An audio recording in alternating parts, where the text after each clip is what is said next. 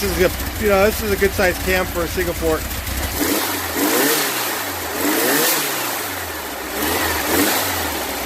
How do you guys think it's gonna run in the car? The motor's gonna run really good. All right, so the gears are cooking.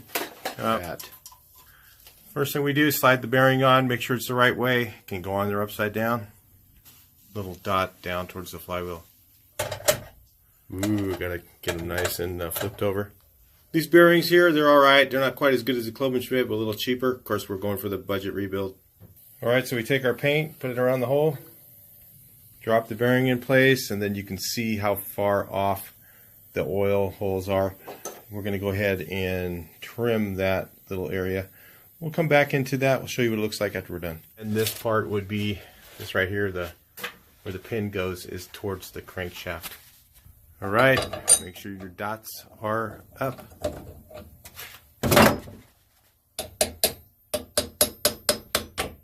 Sometimes we give them a little tap. You gotta be careful with that. Ooh, that one was a crispy critter. Well, they all going a little different. And then the retainer thing, spacer, and then the other gear. It's a little easier with that one. That one expands a lot more than the others. And while it's still hot, put the clip on. Alright, so the clip's going on. We're going to bring you guys, whoa, did it just slide right on? How about that? So again, this one here is, this end bearing is going to be, this pin part is on the down towards the crankshaft. Slinger and the key, slinger, key. And we usually pull this off with some air. You don't want to burn yourself. If you can just sit there and cool off if you want. So typically what I've been doing for years, a lot of engine guys do this, and some guys don't, is they have the plastic gauge. You can put it on there, you put a little strip on here and you clamp it down. The problem with the plastic gauge is it only shows one portion of the rod. So if you have one little bad spot in your, like on those chromoly rods that we did on the other engine, if you have one bad spot on those, which they usually have a little spot right near the tangs that you got to sand a little bit on the bearing where the machining isn't quite right, it's not going to detect that when you put the plastic gauge on. Then you go to put them on, the rods feel kind of tight. So what we always do is run them, hook them up, put them on, torque them, okay, and then move them around and feel if there's any tight spots. So if you're using plastic gauge to check, okay, you should always turn it around, feel it, move it back and forth, see if there's any loose spots in there in case you missed something on when you were doing especially a used parts rebuild.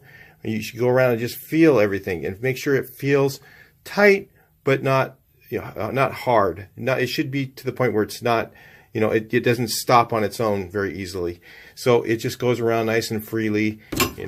It's a feel thing that you develop after time. A lot of people will disagree with this, but I've done them this way probably since I was probably 17.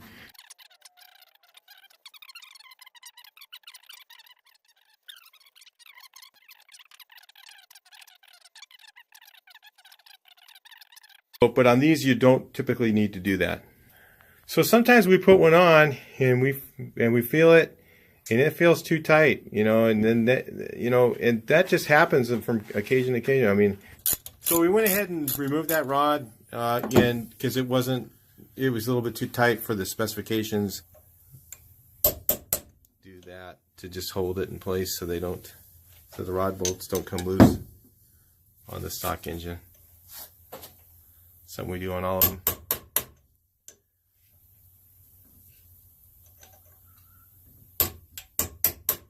We got the cam bearings and the crank bearings in. Of course, the cam bearings are used. How about that? Man, that's really being cheap. Part. Alright, so let's drop this baby in. And we got the bearings lined up. And I'm just going to spin them around this time just so you can do it any way you want. Spin around till it drops. Spin that one around till it pops in place. Sometimes you mark the tops of them so it's easier. We didn't feel like it on this one. Not this one. No, we're doing everything a little bit different. Just Because there's a lot of different ways you can do it, you know, and if we did everything the same, then somebody might not be able to relate to that. It's kind of to help everyone. Did it drop in yet? I don't know if it did. I don't feel it. No traction. I didn't feel it yet. There it goes. Felt the click. I heard the click. Anyway, we'll put this cam in here and check it. We got the marks lined up, of course. Always line up your marks. Make sure they're lined up. Always check the gear lash, rotation. Make sure everything's rotating good. Double check, make sure it didn't pop out and drop out of place or something like that. And then we better put our cam plug in, right? Or are we ready for that? Not ready for nope, we got to do something else. Got her all looped up, cam. Get ready to put in the cam plug here as soon as we find it.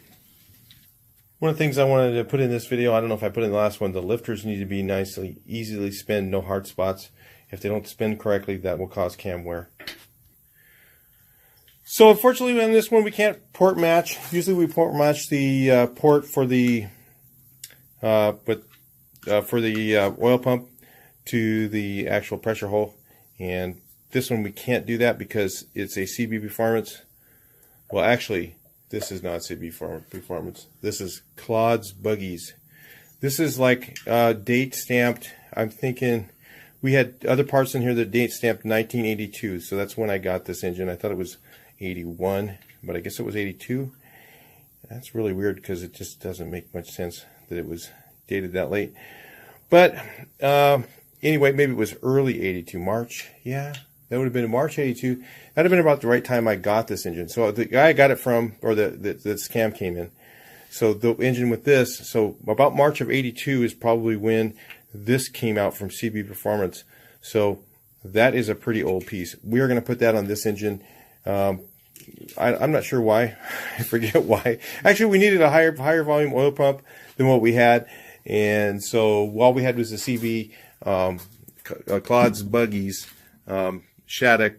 It's Shattuck pump by Claude's Buggies, and with the oil filter spin on it. Not the greatest, but they do work. It'll be probably better to have a filter than not have one. So we're going to use that on here. We're going to shove this thing together and see how it runs. So we notice the cam plug can go in either way on this one. On the aluminum case motor, we were just saying, you know, it wouldn't work on an auto stick, and we're kind of going, who would want an aluminum case motor and an auto stick? Wouldn't that be a trip? You know, drive around an auto stick with a really bitchin', you know, aluminum case motor in it. Not. Okay. This one we got to put the O-rings on here because remember, this is not shuffle pinned. If you watch the other video, that is the aluminum case. That's one of the big advantages to the aluminum case, plus the material. These old mag things, you know, I'm not really a mag guy. A lot of guys love mag cases. All they ever want to use is mag cases.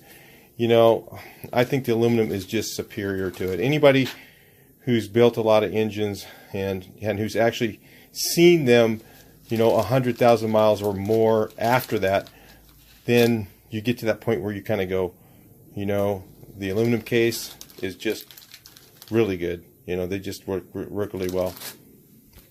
Hey, check this out. Look what I just found. I guess what's wrong with this picture? Everybody makes mistakes, okay? What's wrong? What's that little notch for? You know, we had the crank sitting there. We took them on and off 2 or 3 times, and guess what?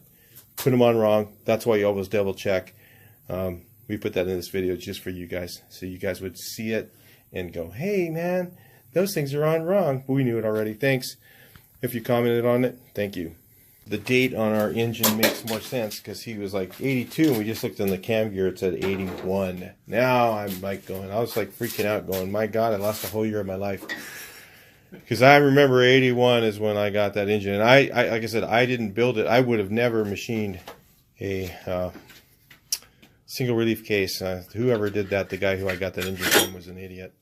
You know, obviously he put, you know what, 20 bearings, or I don't know. He put the wrong bearings in the engine, and it had like 10 thousandths of play in it on that old engine. So anyway, this one here. So the Actually, if you're wondering, the CB Performance Clods Buggies oil pump was from 1981, March of 1981. So that's like back in the early days of these guys. Pretty cool. You know, I didn't even really catch it until somebody commented on it, and I'd forgotten. But I've been seeing Clods Buggies for years and years, and I guess I didn't really remember where I was seeing it, but it was every time I changed my oil. So that's kind of funny.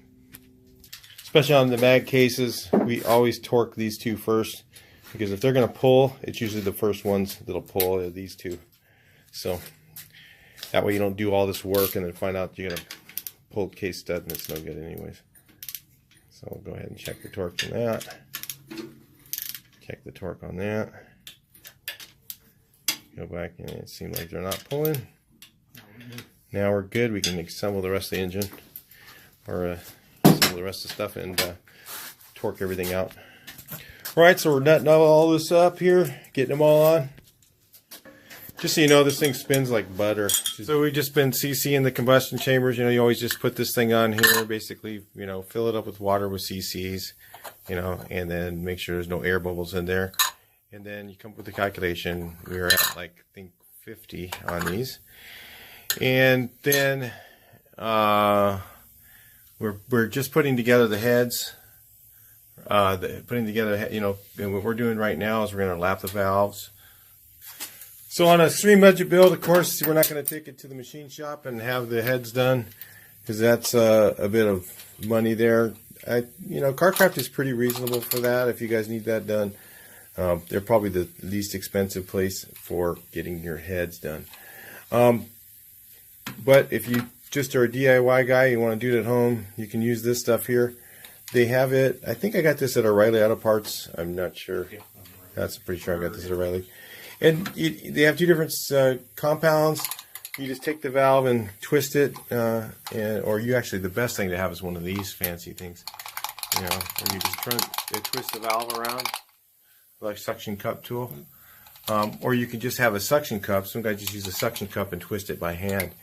Or sometimes some guys use a drill and pull it from the guide side. It's all up to you on that. And, you know, pull it from the other side. But you got to be really careful not to damage the valve stem. But some guys, it depends on how you want to do it. There's a lot of videos out on how to lap your valves. So you can literally do the valves yourself, save some money there.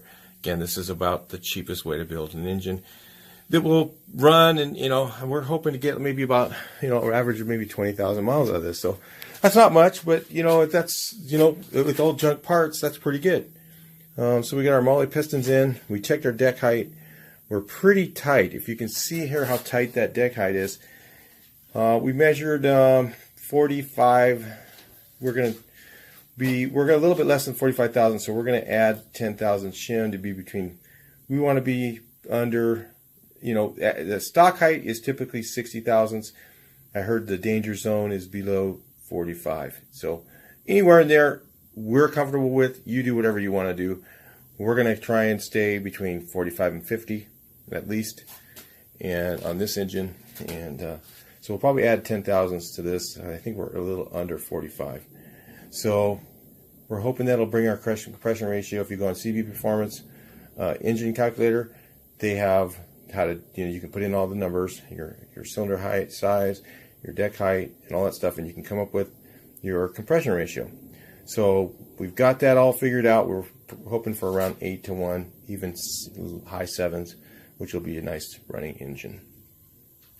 So that's where we're at right now. We use this tool here. This is a fly cutter. You see this little blade here, and this is a tool. I think these are Gene Berg. This is an old Gene Berg thing. Chris has had it for years, and it's got the different sizes. Fly cutters are already set up for different sizes heads. I traded to use 40 horse for it. Yeah, traded to use 40 horse for it. How about that? You can always look for something like that, and then it takes a while to do on the drill press. It's kind of a slow-going process, but again, we're in the budget. This is the ultimate and low budgets. So we're doing the single port heads right now. We bolted up the flywheel. We're going to do an in-play check. I always want to mark where we're doing it, so you guys who watch the last videos. Mark it and do it in the same place, because the fly might a little bit of run out in the flywheel. just a tiny bit, and then we just do a dry check. We put it together with no shims, find out what the distance is, and then figure out kind of where the shims need to be. Alright, what do you guys think? Yep, 30, what is that, 35? 34. Remember, they sell these at Harbor Freight Tools if you're looking for them, these little dial indicators. They also have a one that you can clamp on here that you can put a feeler gauge on. So if they have the Volkswagen supply. So we got our in play pretty much right on the money. We're about a 3.5 thousandths. How about that? I think that's about nice and tight. Alright, so we're going to go ahead and put the flywheel on. We do them again. Silicone the bearing in. So I mean this in, so when it dries, make sure the shims are oiled. Silicone around this surface on the flywheel, where the flywheel mates up, like right in here. And it has the O-ring on this one, yeah? This one has the O-ring, so you put the O-ring in, and that's how we do it. Silicone, and always check the flywheel to make sure it doesn't have a heavy groove in it. Those are all the things we normally do. So we always make sure this is clean and dry. Then we hit a little red Loctite on there, on the gland nut. I think back in the day we used to use anti-seize, and then, you know, where I used to work, I can't remember. They put that anti-seize on there, and he would tighten it with a big torque wrench. Yeah, we'll pretend we did. One of the shops I work at. One of the shops I work at, they use silicone. Should torque it to the exact, 300, and I forget what it was. It's a lot of torque. We're just gonna rattle gun it and hit it with a red Loctite. We'll pretend we got the torque wrench out. Actually, we're gonna get it out. We'll torque it out off the video. Or you can use one of these. You just use this, and then it just gives you a reduction for your torque wrench. And you guys have never seen one of these. And there it is. It's right there. Guess what? That's almost right exactly where you had it with the gun. Yeah, you should always use a torque wrench. Okay, but anyway, yeah, torque it. Remember, 360 foot-pounds. That's right. That's what it was for those things. I used to see that every day. 260.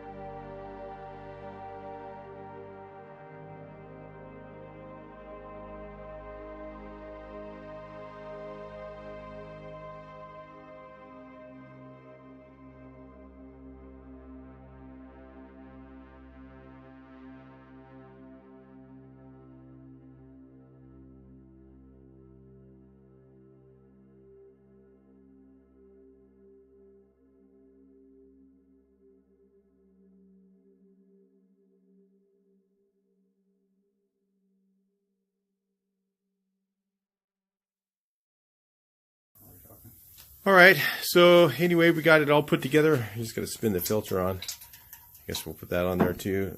We get this. It gets this little thing here. That's a nice little thing from CB Performance back in 1981. Pretty cool. But it'll be all right for this engine. So anyway, we'll get this thing to.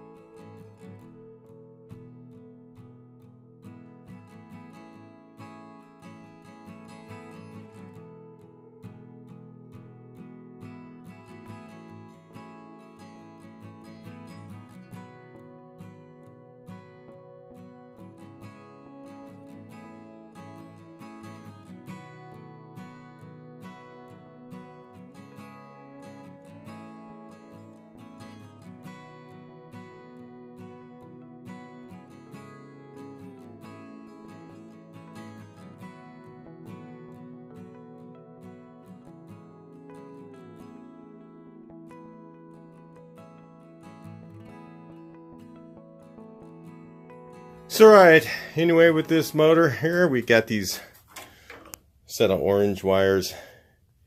Very cool. These were swap meet found a while back, and they have this branding on them. Anybody remember these guys? Johnny's Speed and Chrome orange. It's turned kind of pinkish orange. Wires. So Johnny's Speed and Chrome. Check that out, man.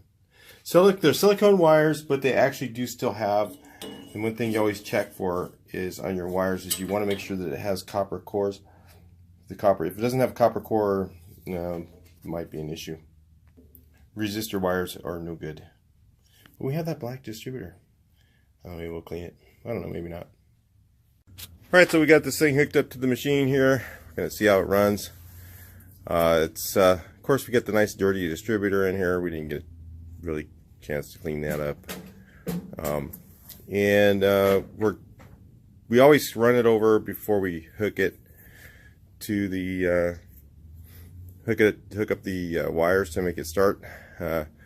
We always want to make sure it's got oil pressure coming up, because you know, it's a little hard on the new engine if you just run it right straight and get oil pressure on the first crank.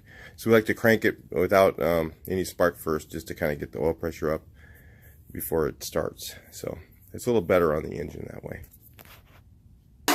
We just crank it over a little bit dry. There's no spark right now. Open the throttle up a little bit. It's going to take a little bit with this one because it's got that fuel filter, or I mean the oil filter fill up. So yeah, we got it up to a little bit of oil pressure, so that's about all we need to do for that. All right, so we're going to let the fuel come up here. We've actually static timed it. Got to make sure it's pretty close. Should fire right up, and then we'll time it once it's running. We do need to run this for a good 20 minutes at 2,000 RPMs or better, because it, you know, even though the cam is used, the lifters are new, so we want to break them in together.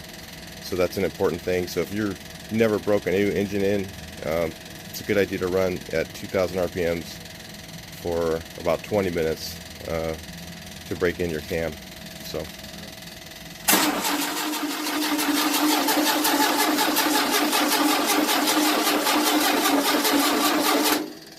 See, we're up to about 20 pounds of oil pressure on crank. Not bad. Okay. Check our spark real quick too. Yeah, we're gonna check our spark because we didn't see it fire right away. So should be. Sounds like we got spark. I hear it. Should be timed.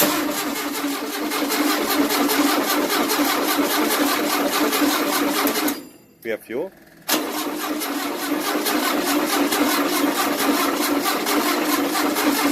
There it goes. It's thinking about it.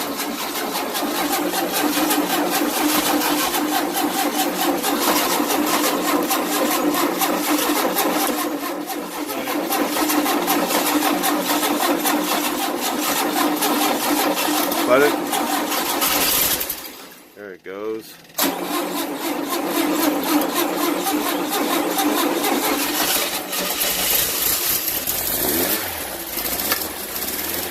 Started.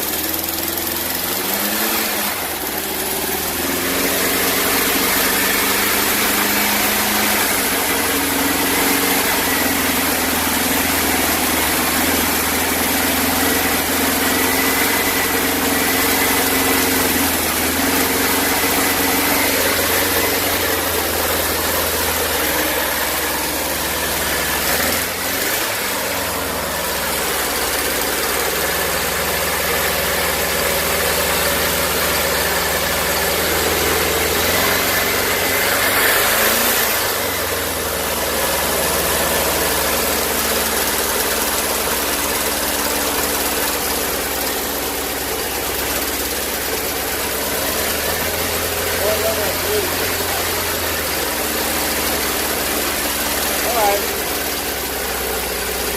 Got a miss.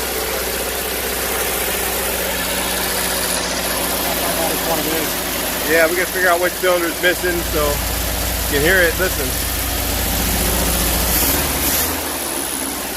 Got one misser. We're gonna take it apart real quick and check it out. We'll let you guys see.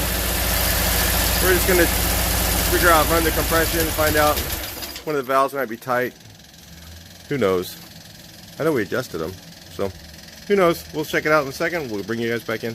All right, we're gonna fire it up here and too far advanced.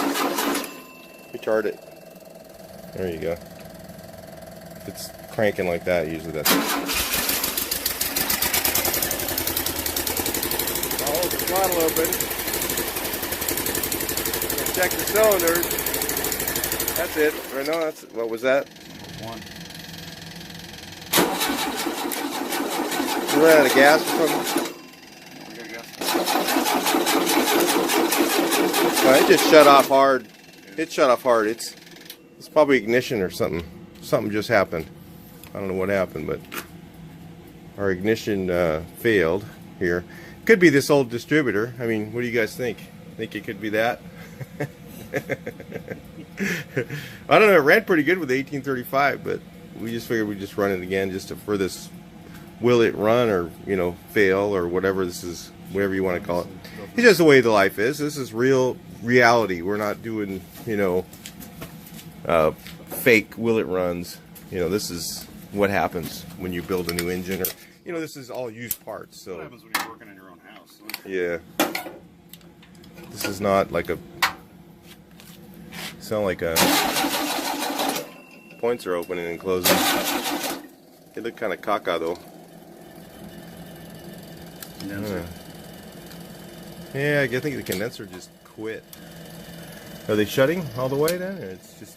Yeah, decent screwdriver in there, no arc. Yeah. Oh yeah. Condenser just died. Well, I guess a 29-year-old condenser die. Would that be okay? You guys figure? I guess. That's what the reality is. So the condenser just quit. So we're gonna go ahead and find another one, and we'll bring you guys back in a little bit. We'll just look around. It's gonna take us a little bit. I don't even know if I have another one of these, and this is a really old condenser. We came to current burn everything electronic already. Yeah, I think it's this was the last chance distributor. You know, we just decided, you know, well, let's just throw this one in here because we got it, and not really being able to check it out. So anyway, that's reality. Cap's in good shape, just looks ugly, but we'll find us a setup. Either we're going to find a condenser for this, or maybe I'll just go down and get a e-ignition for it, because I think I need another one. I'm not sure. Might need one more e-ignition. So anyway, we'll talk to you guys a little bit later. So we're going to show you guys a little bit about how to assemble one of these here. If you, let's say you want to use your old W009 distributor. We knew this distributor is in good shape, so I went ahead and just bought this little MP kit. You know, the one that's better, I guess, is the CompuFire. You know, if you were wanting to spend a little more money, you can get the CompuFire one, and you know, but you know, when you have 4 cars to maintain, it's a little expensive. So we go the little bit cheaper route sometimes to take a little gamble. But if you wanted to take a gamble, the MP1. Had a few of them. We haven't had too many problems with them. Not really, no. So you just pop that in place there. Take your old points out. There's a little Allen screw that comes with it. You just throw that in place. You have to space it right. I can't remember. No, not on this one. Not on this one. No. Just put it in like that. It's actually a fairly simple thing to do. If your distributor is tight and the advance is working right, you know, you have to grab the advance and twist it and make sure the springs are all working and all that fine. And you just shove that little plug in the side like that. So this is probably going to be in a separate video for you guys who want to do that, but I'm also going to put this in the Will It Run. Here. Trying to make this so you can reference it later on, you know, if you have this situation. These are a little bit more expensive than points, but you know, it's kind of a one-time. So you just stick that on like that. The instructions are with it, you know. Sometimes it helps just to see it visually be done. You kind of push it down evenly.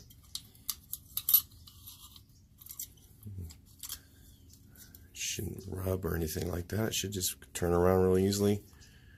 Like I said, the trick is to know to check that distributor before. Make sure there's no looseness here. Make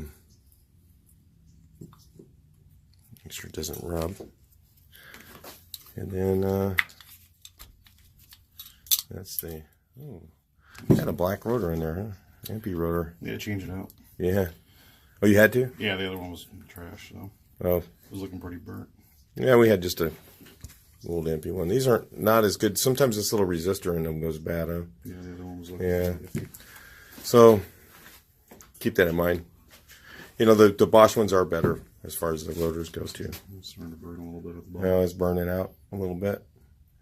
But yeah, the thing that goes out, like I said, is like there's like a little resistor pack in there or something. Like, Yeah, they go all the way out, and then on the MP ones especially. Yeah, those will blow right out. And then put your connectors on, right? Is that it? Then what's this? What's this little guy for? That's a little clamp. We're gonna add that on here. Yeah, this goes on right here. Yep. So Put that on real quick.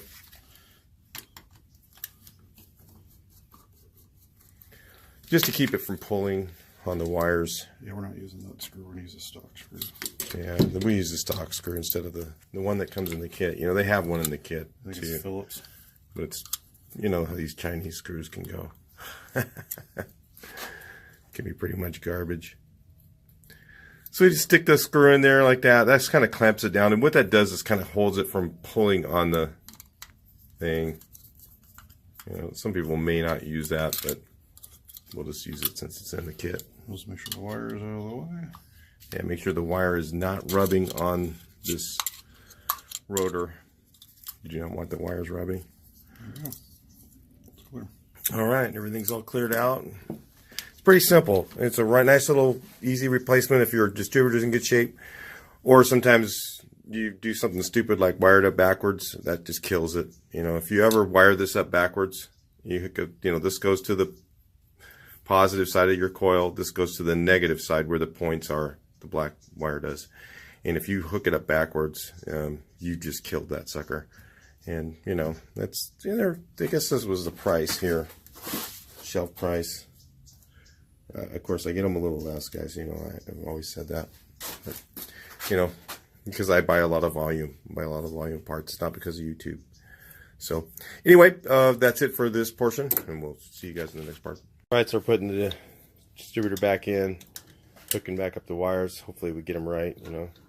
Yeah, it's a lot easier when you have those little clips on here, but I used to have those in all the engines. Now they're almost always gone today. But yeah, we'll go ahead and hook up the wires real quick, and then we're going to give this thing another shot. I have to retime it probably and see how it goes.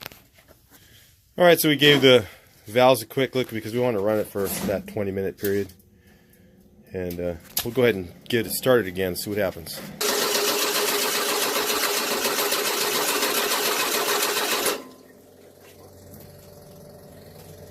I guess we should check the spark. Got spark, right? Oh yeah, we'll check that real quick. I don't hear it. Spark again. No spark. Got hooked up the right way, or Hopefully. oh, you real bummer. There you go. I was gonna say I don't remember hooking that. Yeah, we didn't hook it up. Well, that's a reason. Okay, so we got positive over here. Well, that explains no spark, Mike. I was gonna say it should be starting right up. Just kind of ahead of ourselves there. Just got back from lunch, man.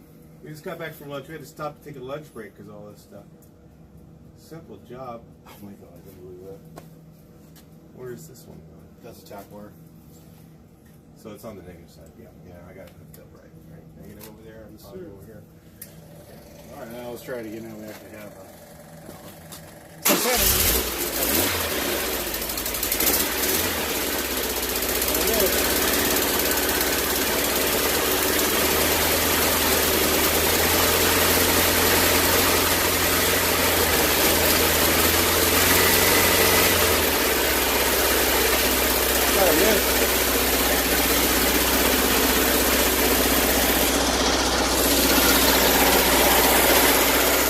Check the little plug on that one, number 2. Yeah, number 2. Number 1.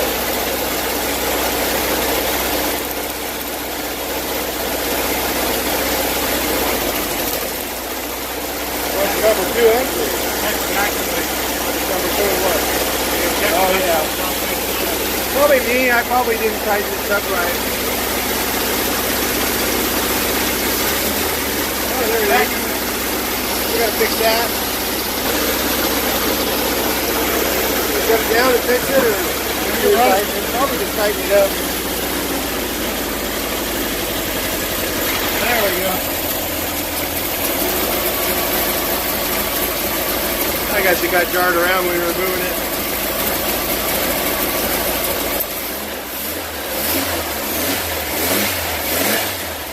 Ooh, that sounds pretty good.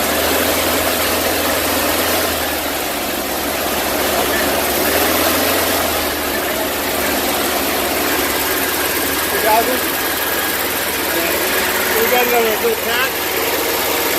Put up.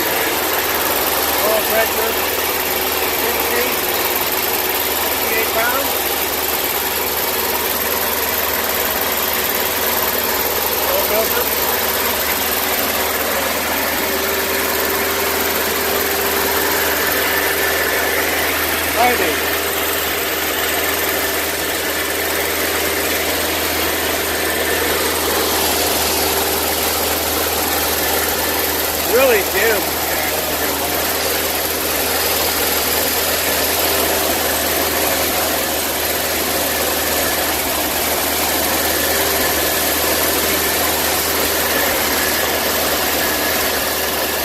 Good timing. Alright, so we're going to run it here.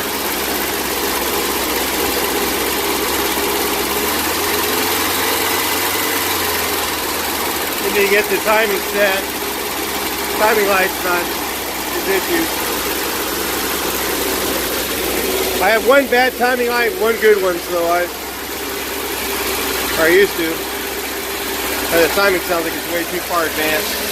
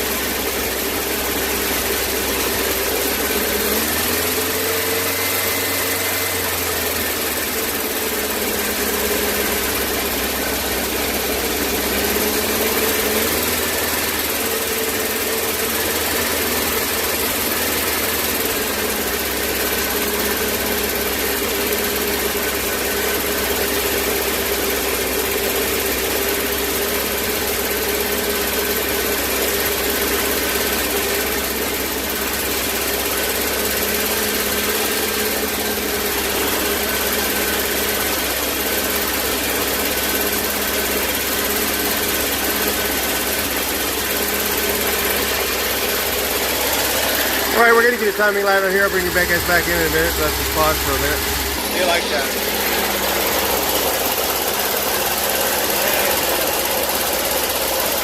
I knew it sounded advanced.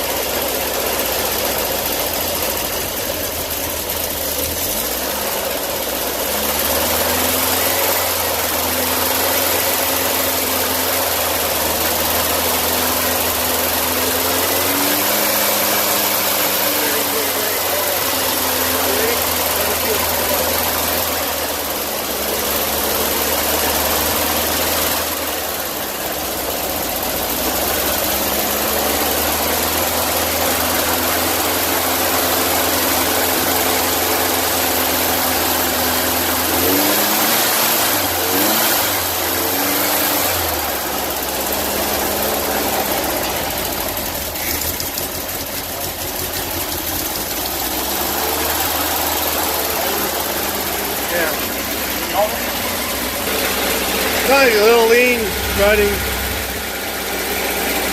Maybe that dude, that bigger cam, doesn't like the jetting. So I might have to loosen it up a little bit. It sounds kind of lean.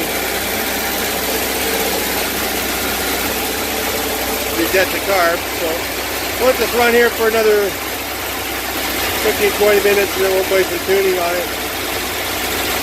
It is running kind of lean. It's kind of got that little hit and miss fire.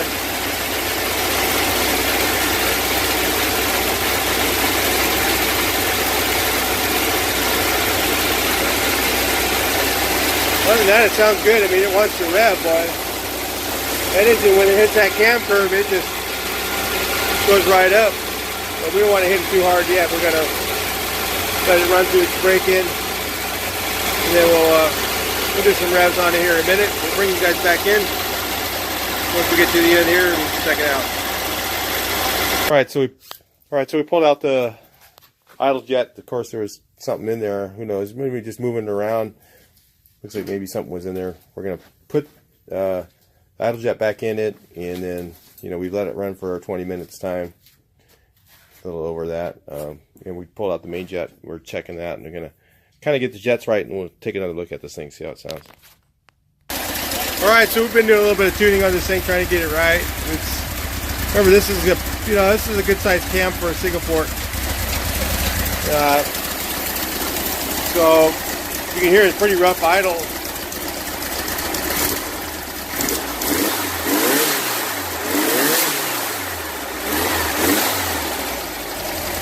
But how do you guys think it's gonna run in the car? Let's hear those comments. I'm gonna tell you, This motor's gonna run really good. That's what I think. For a single port, turn up the idle a little bit more. If it's too low, it doesn't like it.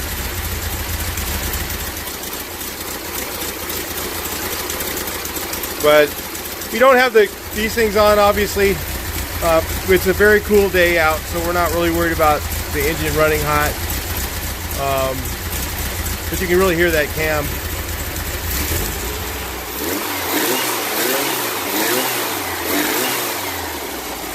A little bit of a dead spot. I don't know if our jetting's quite right. I think we might have to up the main a little bit more.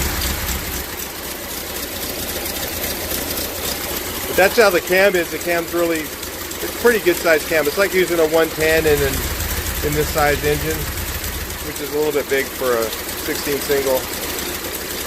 It's just kind of a little ratty, but it's pretty mean.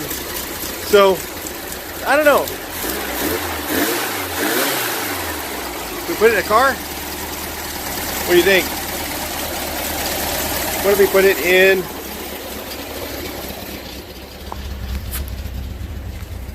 this car? Everybody ridden in this car yet? It's got a powered up 40 horse. Wonder what it'll be like in there. What do you guys think? Think we should try it? That'd be kind of fun. I think that motor's going to be pretty sound running. We just got to play with it a little bit more and kind of dial it in a little bit more, but that thing's pretty wicked for a single port. And then maybe we'll put some other parts on it. I'm going to go to the swap meet maybe this weekend, hoping maybe I'll be lucky enough to get some performance stuff. Get some. What if I put some better heads? You know, I could always put the 88 cylinder slip-ons on there and put some bigger heads on it. See how that runs. And I think this thing would really, I mean, something like this, you could use this. So that's the whole idea, is you start out with a little bit bigger cam than what you really want for your engine, and then you can add to it. That's kind of my way of doing things usually, because I always over cam a little bit, and then I can always put more stuff in it. But I think this thing's actually going to run well just the way it sits. It really sounds pretty mean. Idle. Look at that.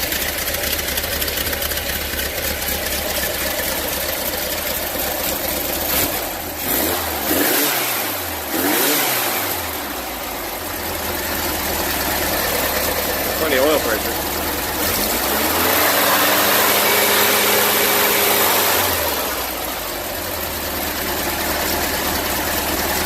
Yeah, I want to drive it. That'll be pretty badass. Alright, stick around. Come back for the next one. We'll see how you guys like the engine in the car. Maybe we'll put it in there and check it out. Talk to you in the next video. Please like, share, and subscribe. And let us know what you think of this engine. You know, it's, like I said, it's a lot of parts that are used. People will go, a lot of that stuff's junk, but I don't think it is. I think actually the engine would probably run pretty good for quite a while. You get a few miles out of it, you know. You want to throw those parts away, but you couldn't sell that to a customer. You know, you couldn't, you know, do a case like that for a customer or something.